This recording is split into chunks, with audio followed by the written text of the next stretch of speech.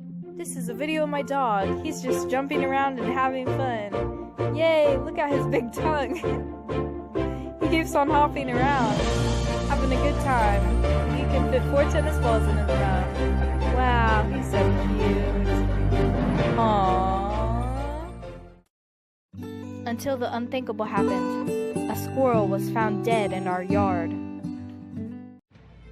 There was only one suspect, and his name was Carlos Carlson. Look at him, the face of a cold-blooded murderer. I will never look at him the same.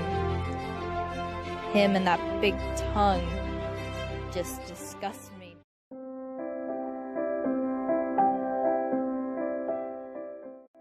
Finally, we had to bury the squirrel.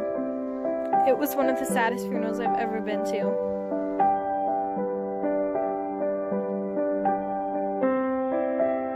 Rest in peace, squirrel.